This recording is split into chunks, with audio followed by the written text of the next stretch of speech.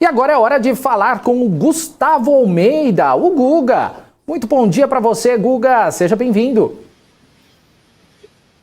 Bom dia, Daniel. Bom dia, pessoal. Obrigado. Vamos lá, né? Vamos ver se essa semana a gente possa ter uma semana mais leve no nosso mercado. Eu gostei, vamos assim dizer, né, da resposta que nós tivemos no fundo dos preços da sexta-feira.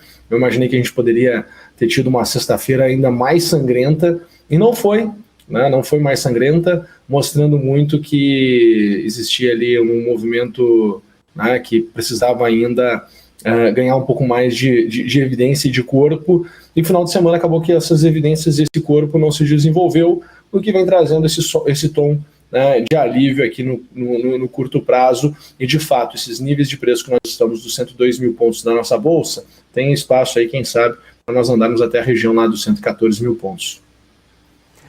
Guga, os mercados eles tombaram, né, como você bem disse, na última sexta-feira, ao redor do mundo, aí com medo dessa nova cepa, essa nova variante do coronavírus. Hoje a gente já vê um movimento de menos aversão ao risco com tudo que desenrolou aí no final de semana.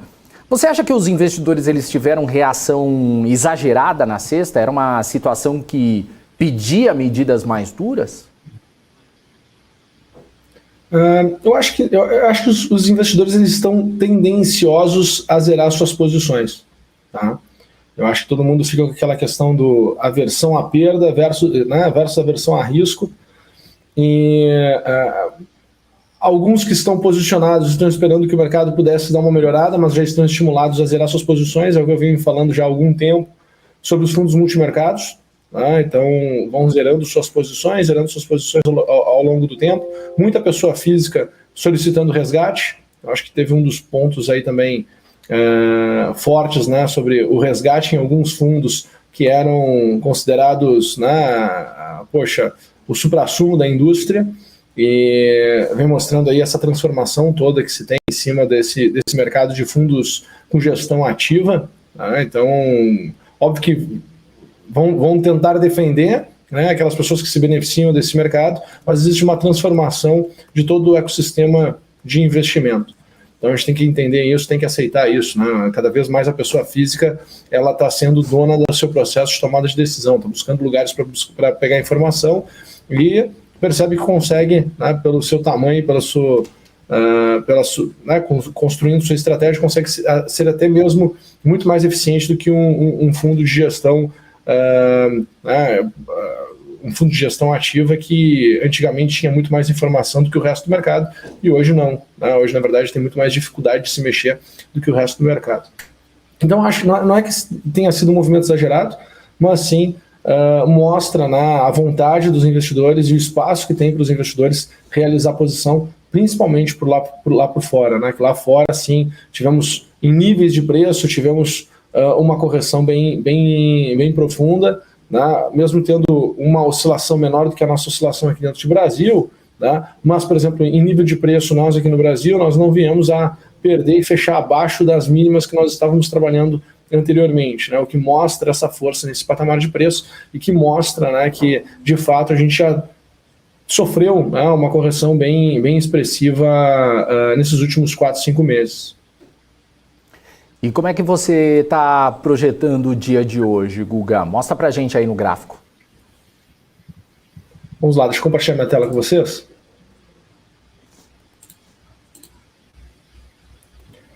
O que eu vinha falando, né? Vamos aqui para o Ibovespa primeiro, para que a gente possa entender, né? Tivemos aqui um aumento na volatilidade, sim, no pregão de sexta-feira. Tá? Nós estávamos reduzindo a volatilidade desde o dia 1º de novembro, a gente vinha em um processo de redução dessa volatilidade.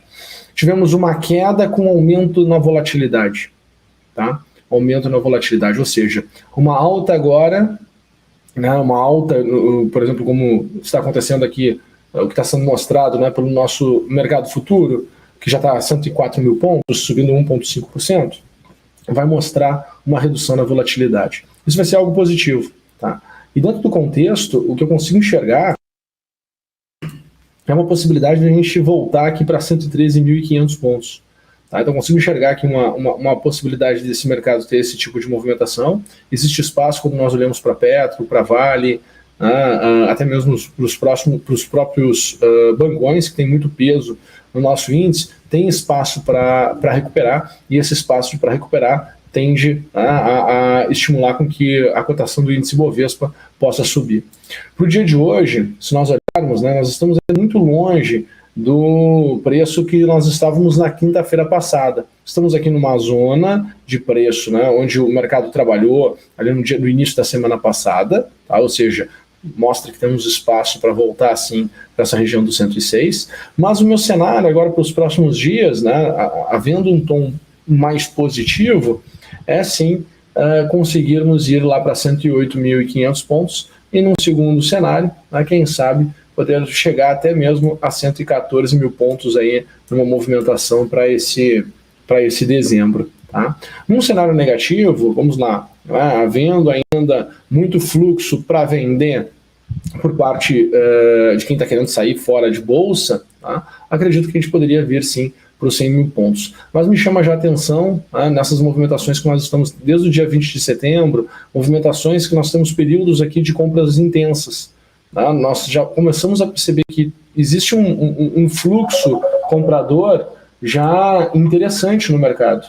Tá? Nós já temos aqui um fluxo comprador que está fazendo com que o preço ele reaja dessa região aqui entre 108 mil pontos e 102 mil pontos. Então, acreditar que o mercado possa ir para 114 mil pontos é totalmente possível. Tá? Tivemos aí um vilão que volta a dar as caras, que é o tema de Covid variante, mas estamos percebendo aí que a resposta no final de semana ela não foi assim tão negativa.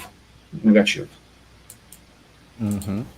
Agora, Guga, olhando para algumas movimentações de sexta, com empresas aí caindo mais de 10%, você acha que hoje é um dia de oportunidades para os investidores?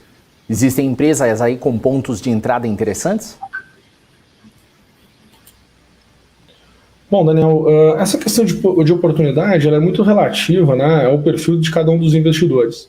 Eu continuo achando que as oportunidades de bolsa elas são pontuais, tá? Elas não são oportunidades ainda de... Vamos lá, consegue enxergar um horizonte positivo, né? um oceano azul para 2022? Né? Essa é a pergunta.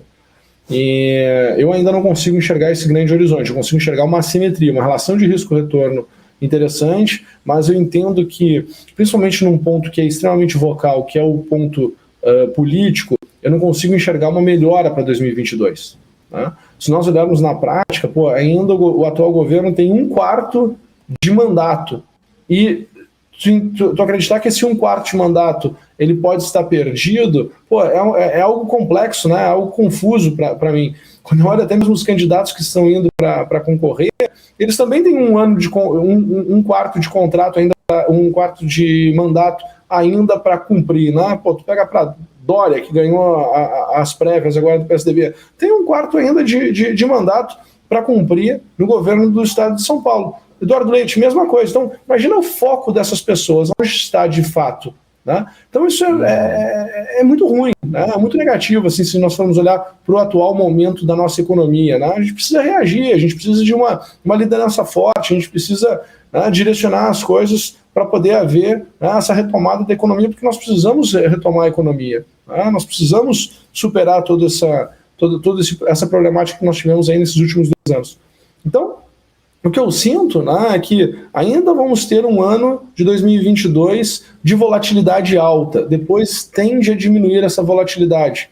Pelo menos é o que eu estou conseguindo enxergar hoje, na fotografia atual. Então, se nós temos a tendência de termos uma volatilidade alta em 2022, as oportunidades elas são pontuais. Então, o investidor sofreu desvalorização mais expressiva, tem um upside significativo, toma posição, mas não é aquela posição para se manter, como muitos gostam de falar, né? No longo prazo tudo dá certo. Né? Não é bem assim, mas tudo bem. Né? Não é aquela posição assim, o investidor compra e esquece. Não, mas de fato tem as janelas de oportunidade, tá? Eu acho que a gente está numa janela de oportunidade, mas é uma oportunidade pontual, não é um casamento, né? É uma oportunidade pontual. Então, eu acho que vale muito a pena para os investidores, e principalmente quando conseguem equalizar bem a sua conta, né? Eu estava conversando ontem com alguns amigos e o pessoal estava me perguntando, Guga, mas o que tu está enxergando, né? O que tu tá fazendo? Olha, gente, muito mais caixa, muito mais... agora que tu tem uma taxa de juros extremamente alta, eu coloco 90% do capital, sim, em renda fixa com resgate imediato, porque tu fica nessa possibilidade de upside, e o resto, toda vez que o mercado ele cai muito mais forte, de forma expressiva, eu utilizo de possibilidades de utilizar até mesmo o mercado de derivativos para poder surfar o crescimento da bolsa com a mesma proporção, mas limitando 100% a minha perda, né? Qual é a perda máxima que eu tenho? Então eu dito qual é a perda máxima que eu tenho, pegando um upside pontual, eu consigo potencializar e me beneficiar de todo o movimento forte de bolsa. Se por acaso o mercado não andar, eu já sei quanto eu vou perder, já sei quanto eu vou colocar na próxima janela de oportunidade que se tem. Então, é tudo uma questão de fazer a gestão do capital, né? Se eu estou enxergando estou entendendo que os Estados Unidos está caro, e lá pode haver uma correção, e essa correção vai trazer a nossa bolsa para baixo novamente, eu tenho que ajustar o capital para fazer isso. Vamos imaginar que bolsa caia, venha para 80 mil pontos, né? 75 mil pontos. Aí inverte de volta, né? Tomba o recurso que está na renda fixa, traz para cá, porque está muito descontado mesmo, de fato, né? E um upside mínimo que tu vai ter ali vai compensar 1 ano de renda fixa, ou 2 anos de renda fixa, mesmo com a taxa de juros que nós estamos agora. Então, tudo uma questão de fazer conta, ter muito claro, né, o que tu está procurando e executar. Né? Agora, Guga, com a recuperação do minério e do petróleo, você acha que as empresas desses setores elas podem ter uma semana de alta? Você pode dar uma olhada no gráfico para a gente? Claro, vamos lá. Vamos olhar Petro e Vale, pode ser? Pode. Começar por Vale 3. Tá? O que eu estou enxergando aqui em Vale 3? Tá? E aí vale também aquele exercício, Daniel, do pessoal que quiser acompanhar lá na plataforma Trading Sites. Acho que faz total sentido o pessoal entender um pouquinho da qualidade das empresas no atual momento. Tá? Mas o que eu estou enxergando do Vale 3? Meu primeiro movimento de alta para Vale é voltar aqui para a região de R$ 73,50. Tá? Eu acho que é uma região importante a ser alcançada. Nesse nível de preço, nós vamos ter aqui o fechamento de uma estrutura que tem características de correção, porque aqui o ponto foi 25%, então aqui a primeira derivada é 50%. Depois 77,65, ok? Depois 95,35, tá? Então é o que eu consigo enxergar aqui para este momento em Vale 3. Tá? Já Petro,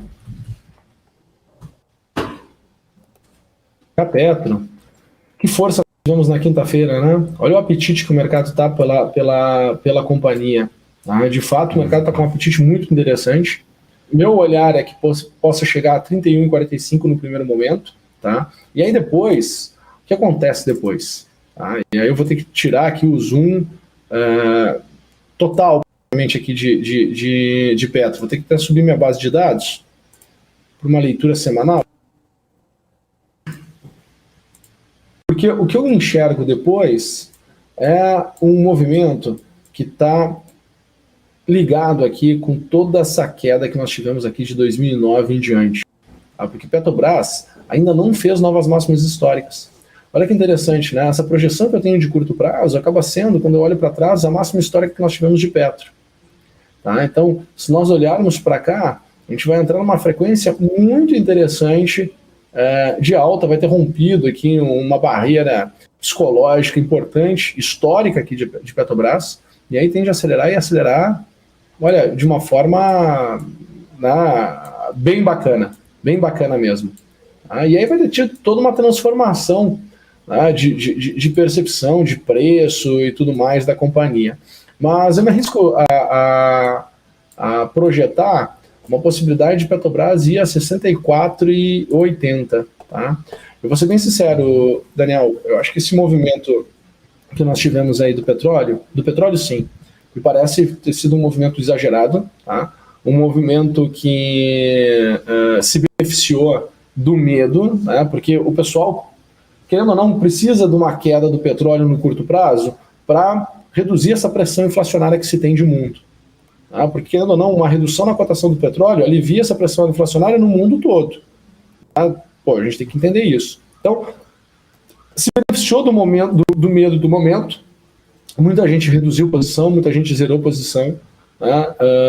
E aí acabou que conseguiu sair da região de 85 dólares e está aqui na região de 75 dólares o Brent, né, que é referência para a Petrobras. Mas eu acredito que num próximo movimento, né, positivo de alta, e tem estímulo essa semana com reunião da OPEP, né, eu acredito sim que tem espaço para ir a R$64 e quase a região ali de 65. Tá? E aí, obviamente, vai se estimular Petro e Petrobras, né? E Prio e 3R Petróleo, e, enfim, né? Todas do setor vão se beneficiar aí com essa movimentação da commodity. Boa, Guga. Você tem recado final para essa segunda-feira?